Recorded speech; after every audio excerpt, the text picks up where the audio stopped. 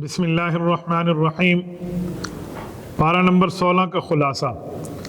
हमने गुज़श्ता पारे में बात पढ़ी थी कि हज़रत मूसा अला नबीना अलैहिस्सलातु वस्सलाम हज़रत ख़िज़र अलैहिस्सलातु वस्सलाम के पास तशरीफ़ ले गए और उन्होंने 3 काम फरमाए थे, जिससे हमने 2 काम 15 पारे में पढ़ लिए थे और ये 16वें पारे से तीसरा काम है।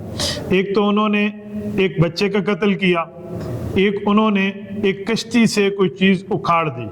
तीसरा काम जो था ये काला अलम से, ये तीसरे काम और उसके जवाबात शुरू हो रहे हैं। पहले जो 2 काम थे वो तो उन्होंने कर दिए, पर तीसरा काम ये था कि उन्होंने उस इलाके की दीवार बनानी शुरू कर दी जिस इलाके वालों ने इनकी न मेहमान नवाजी की, न इन्हें कुछ खिलाया न पहलाया, और इन्होंने उनसे किसी किस्म की उजरत भी नहीं ली, बगैर उजरत के उनकी दीवार को ठीक की।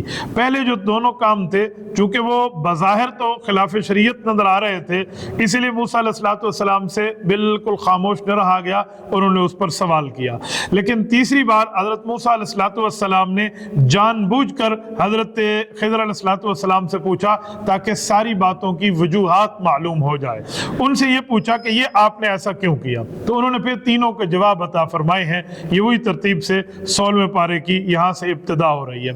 नंबर 1 वो फरमाते हैं मैंने कश्ती को इसलिए उखेड़ा था कि कश्ती वाले गरीब लोग थे, आगे एक जालिम बादशाह था। जालिम बादशाह की तरतीब ये थी कि वो सही सालिम कश्ती को ज़बरदस्ती खींच लेता था, तो हज़रत ने फरमाया कि मैंने इसलिए उसमें छोटा मोटा ऐब पैदा कर दिया था ताकि कश्ती को ऐबदार देखकर वो बादशाह इन गरीबों की कश्ती पर कब्जा न कर ले।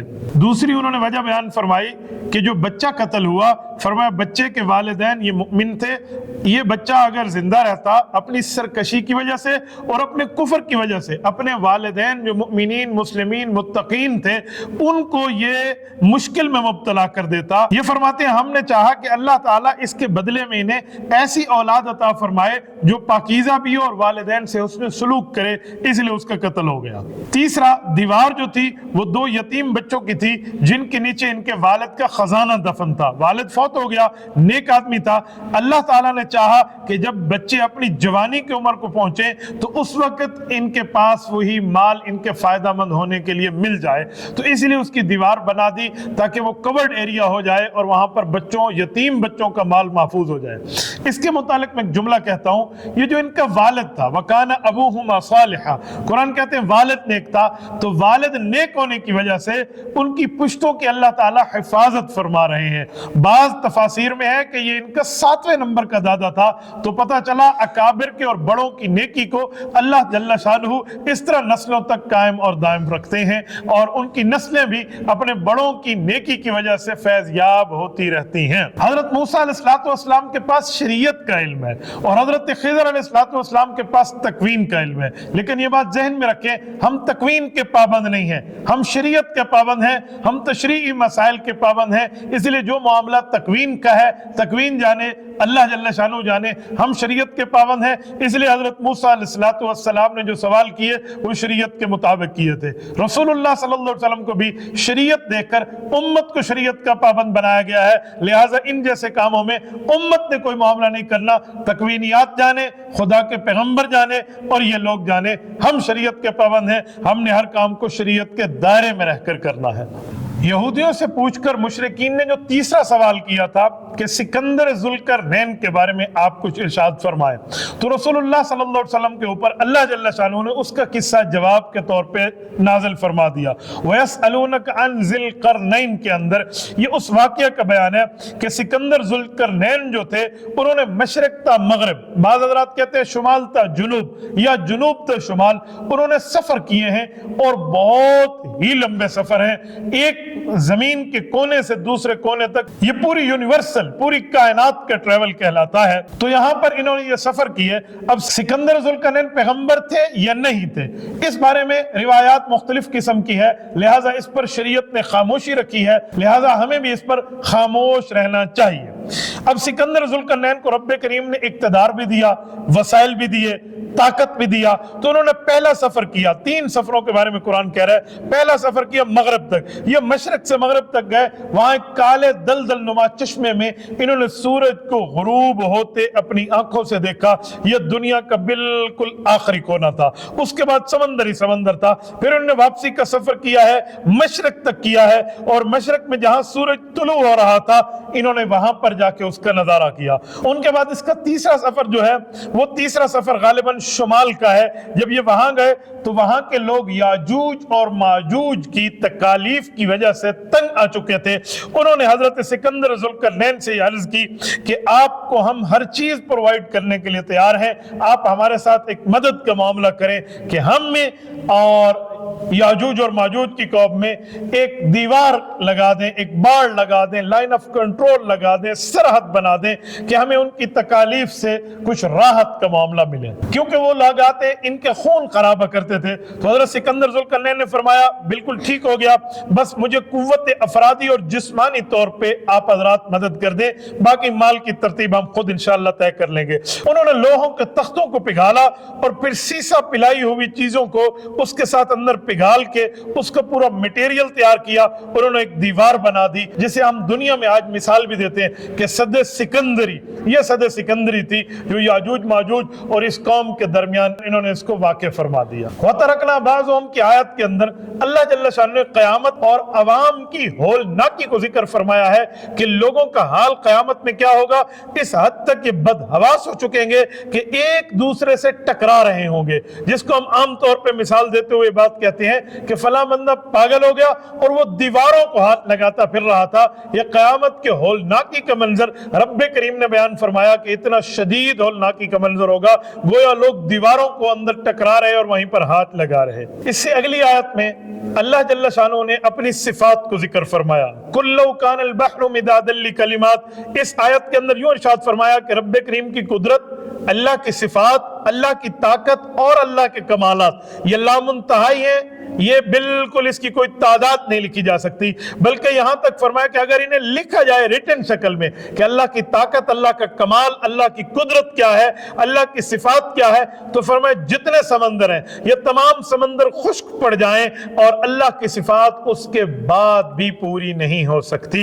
اس سے اگلی آیت میں قُلْ إِنَّمَا أَنَا بَشَرٌ مِثْلُكُمْ يُوحَىٰ کی آیت کے اندر رب کریم نے جو بات ارشاد فرمائی ہے وہ یہ ہے کہ اے نبی پاک صلی اللہ علیہ وسلم آپ اعلان فرما دیں، رب کریم نے مجھے نبوت کی تاجداری دی ہے اور مجھے تمام انبیاء کا سردار بنایا ہے، تو میں بھی ایک انسان ہوں، انسانیت کی بات کر رہا ہوں۔ اس سے ایک عقیدہ واضح ہوا کہ اللہ تعالیٰ اعلیٰ درجے کے انسانوں کو نبی بنا کر بھیجتے ہیں۔ فرمایا میں بھی انسان ہوں، میرے اوپر اللہ وحی بھیجتے ہیں اور تمہارے اوپر وحی نہیں آتی۔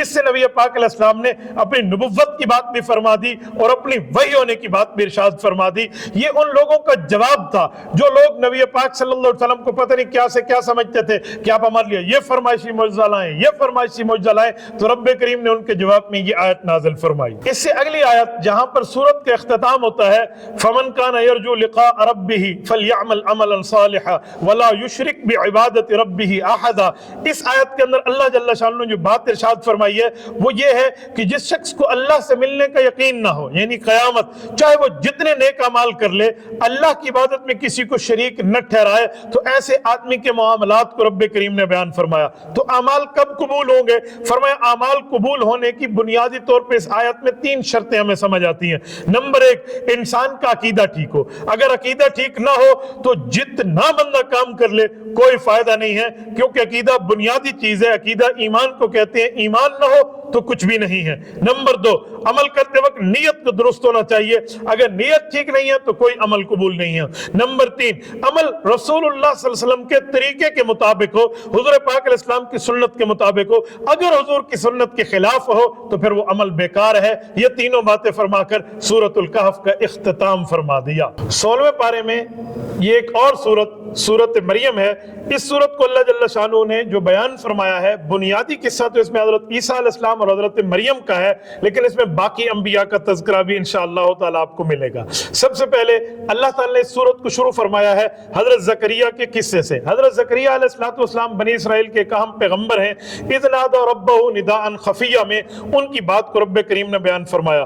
انہیں بالکل بڑھاپا آ چکا تھا، ان کی اولاد نرینہ میں بیٹا نہیں تھا، انہوں نے اللہ تعالیٰ سے دعا کی فَهَبْ لِي مِن لَّدُنْكَ وَلِيًّا، اے اللہ مجھے اپنے قریب سے اپنا دوست اور مجھے اپنا بیٹا یعنی میرا بیٹا عطا فرما دے، یرثنی ویرث من آل یعقوب واجعلہ ربی رضیہ، اے اللہ اسے اپنا پسندیدہ بنا اور میرا اور میری آل کا یعنی یعقوب علیہ السلام کی آل کا اس کو وارث بنا۔ اللہ تعالیٰ نے یہ دعا قبول فرمائی۔ اب سوال اٹھتا ہے کہ ہمارا عقیدہ اور نظریہ اہل اسلام کا کہ انبیاء کی وراثت نہیں ہوتی، یہاں تو یہ لفظ آ رہا ہے کہ انہیں وارث بنا، تو یہ بات خوب سمجھ لینی چاہیے، یہاں وراثت سے مراد مالی وراثت نہیں ہے، علمی، روحانی، دینی، اسلامی، ایمانی، شریعت کی وراثت مراد ہے۔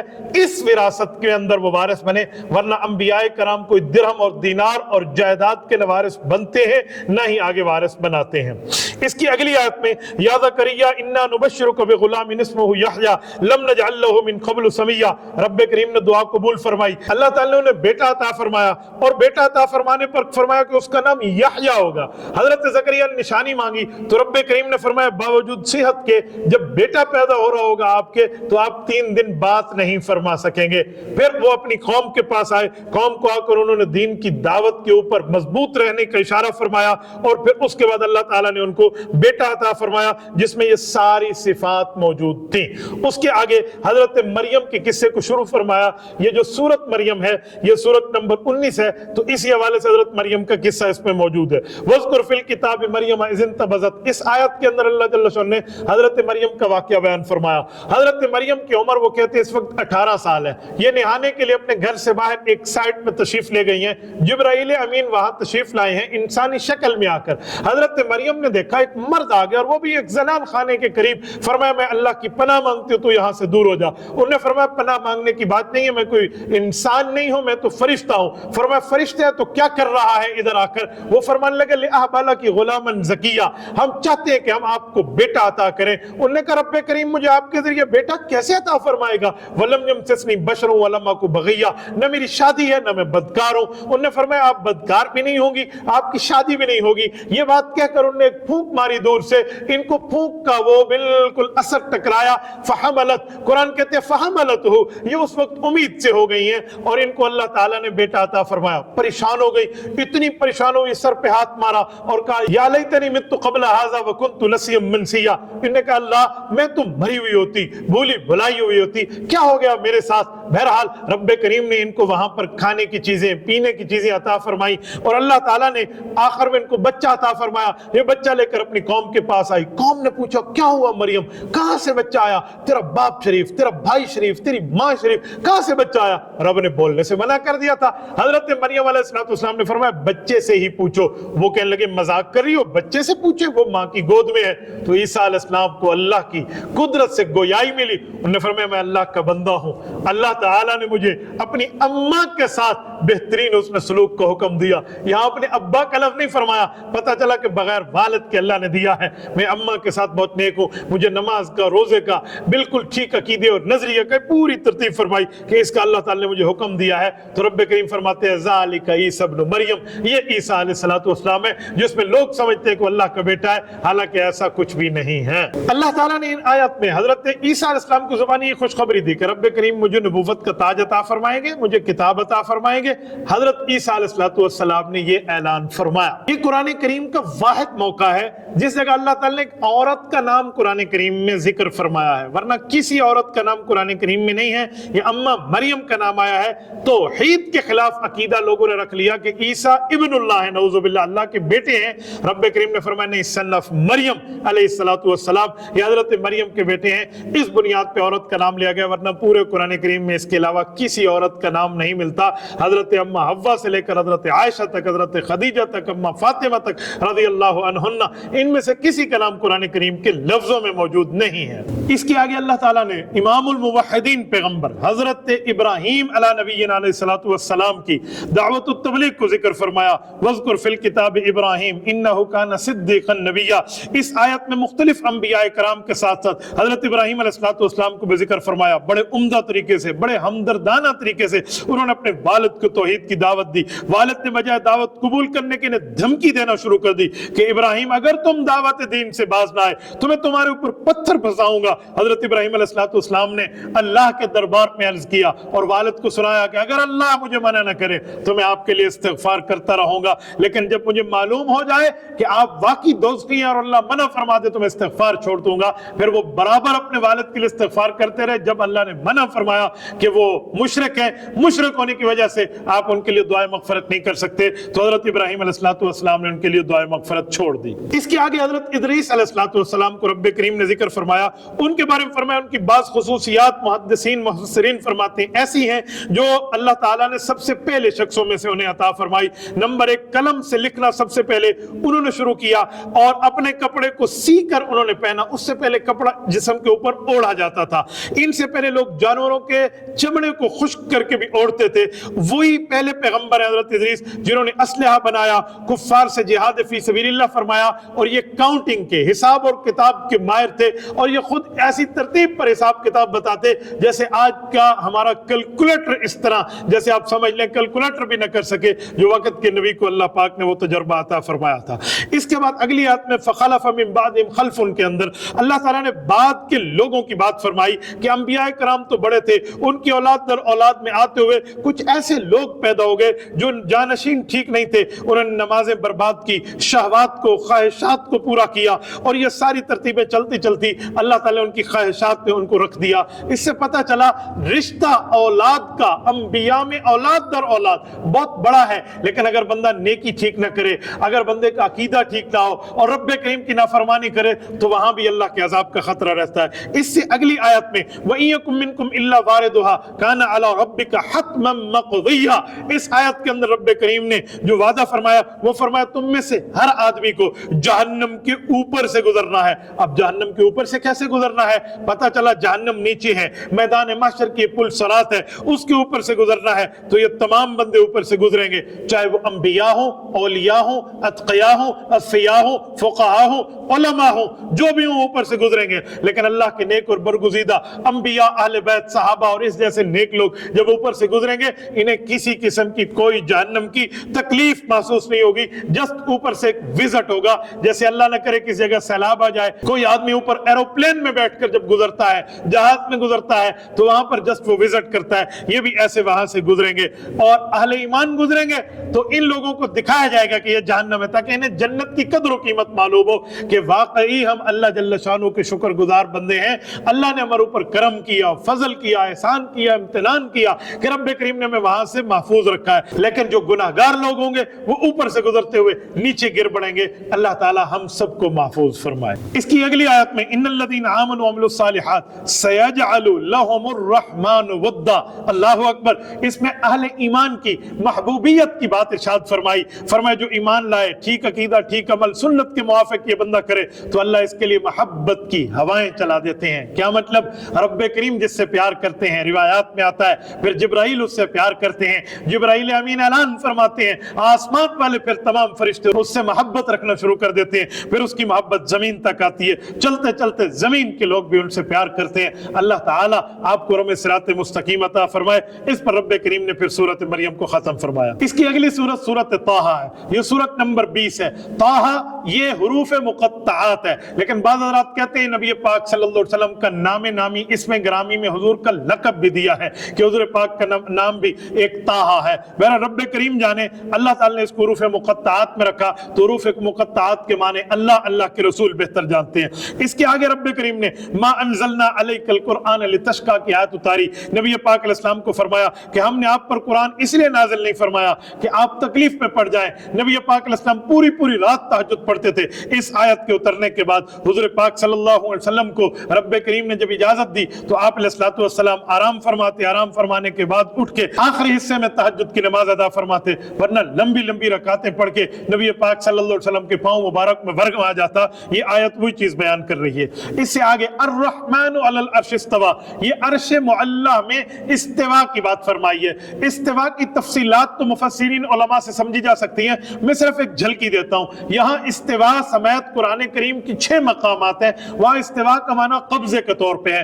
الرحمن علی العرش استوا, عرش آسمان و زمین کے بعد سب سے بڑی مخلوق. بعض جگہ فرماتے ہیں آسمان زمین سے بھی بڑی مخلوق. تو اتنی بڑی مخلوق اللہ اس پہ قبضہ رکھتے ہیں. تو جب بڑی مخلوق پہ اللہ کا قبضہ ہے تو چھوٹی مخلوقات پر بطری کے اولا قبضہ ہے. بہرحال اس آیت کو متشابہات میں بھی گنا گیا ہے. تو متشابہات کا معنی اور مراد یہ اللہ تعالیٰ کو پتا ہے. معنی پتا ہوتا ہے پر مراد اس کی جو ہے وہ اللہ تعالیٰ جانتے ہیں, مطلب اللہ تعالیٰ جانتے ہیں. لہٰذا اس کی تفصیلی بات علماء سے سمجھی جا سکتی ہے. اس سے آگے وَهَلْ أَتَاكَ حَدِيثُ موسیٰ میں حضرت موسیٰ علیہ السلام کا تفصیلی ذکر فرمایا جا رہا ہے کہ موسیٰ علیہ السلام ود فیملی تشریف لا رہے ہیں مدین سے. راستہ بھول گئے ہیں, ایک درخت کے اندر سے آگ نکلتے دیکھی تو اپنے گھر والوں کا یہاں رکیں, میں وہاں جاتا ہوں, کچھ آگ لاتا ہوں یا ان لوگوں سے کچھ راستے کے بارے میں معلومات لیتا ہوں. جب موسیٰ علیہ السلام وہاں پہنچے تو حیرانگی سے دیکھا وہاں کوئی شاخ بھی نہیں جل رہی, کوئی پتا بھی نہیں جل رہا, کوئی ٹہنی بھی نہیں جل رہی, کوئی تنا بھی نہیں جل رہا. وہ آگ ہے تو سب چیز سلامت ہے, اس کے اندر آگ نکل رہی ہے. موسیٰ علیہ السلام وہاں ٹھہرے تو وہاں اعلان ہو کر جواب ہوا, اے موسیٰ میں آپ سے آپ کا رب بات کر رہا ہوں. انی انا اللہ لا الہ الا انا فاعبدنی. اے موسیٰ علیہ السلام میرے علاوہ کوئی خدا نہیں ہے, میری عبادت کریں. وَأَقِمِ الصَّلَاةَ لِذِكْرِي, مجھے یاد کرنے کے لیے نماز کا قائم کریں. یہ وقت ہے جب موسیٰ علیہ السلام کو اعطائے نبوت ملی ہے.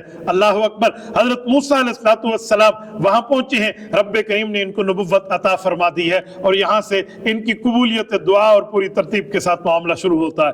حضرت موسیٰ علیہ السلام نے پھر اللہ جل شانہ سے وہاں پر دعا مانگی. اس دعا کو قرآن کریم نے ذکر فرمایا ہے. یہاں 4 چیزیں اللہ تعالیٰ سے مانگی.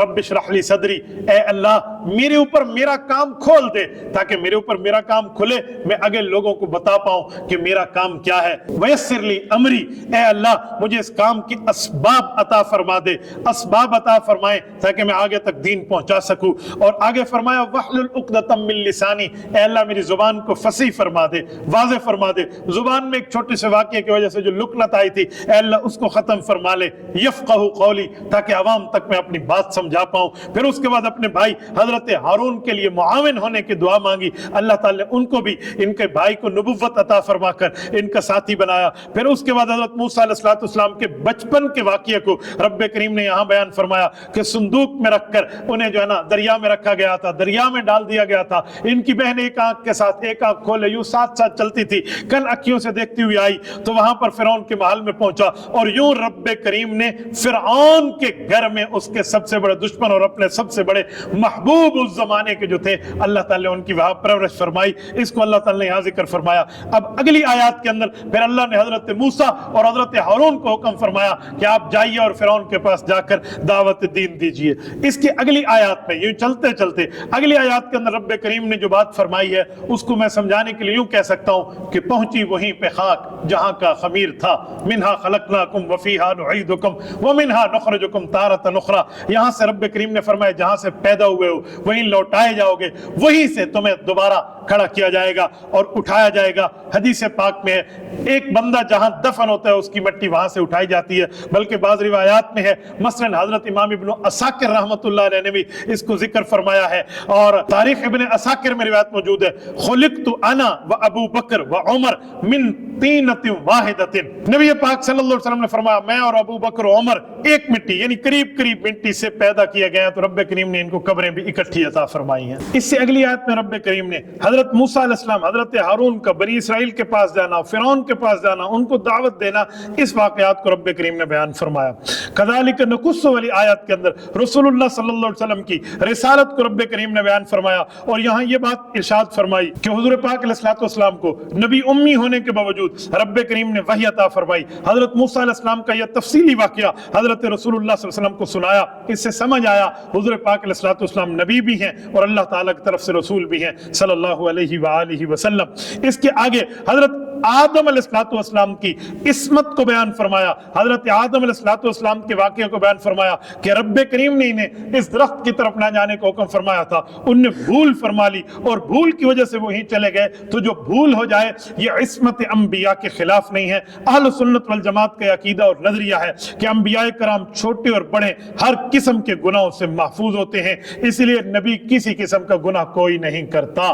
इनकी अगली आयत के अंदर अल्लाह ताला ने 5 नमाजों को जिक्र फरमाया है, वसब्बिह बिहम्दि रब्बिका क़ब्ल तुलूइ शम्सि व क़ब्ल गुरूबिहा व मिन आनाइल लैलि फसब्बिह व अतराफन नहार लअल्लका तरदा। इस आयत में अल्लाह ताला ने 5 नमाजों को सबूत हम अल्लाह ताला की किताब से पेश कर सकते हैं। तो अल्लाह ताला ने यहाँ 5 नमाजों की बात फरमाई है। क़ब्ल तुलूइ शम्स से फजर की नमाज मुराद है, क़ब्ल गुरूबिहा से ज़ोहर और असर की नमाज मुराद है, व मिन आनाइल लैल से मगरिब और इशा मुराद है। अतराफन नहार फरमाकर मगरिब और फजर की नमाज की गोया ताकीद फरमाई है। इसके आगे वला तमुद्दन ऐनैक की आयत के अंदर दुनिया से बेरग़बती की बात को इरशाद फरमाया कि नबी पाक अलैहिस्सलाम को खिताब फरमाकर फरमाया कि जो हमने कुफ्फार को दिया इस पर आप नजर उठा के न देखें। हुजूर की जबान से आपको और मुझे समझाया जा रहा है कि दुनिया का माल है, लिहाजा अल्लाह का दिया हुआ रिज़्क बेहतर है, बाकी रहने वाला है।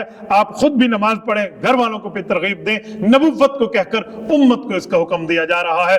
और तो यूं 16वें पारे को यहाँ पूरा कर दिया गया है। जज़ाकुमुल्लाहु तआला व आखिरु दअवाना अनिल हम्दुलिल्लाहि रब्बिल आलमीन।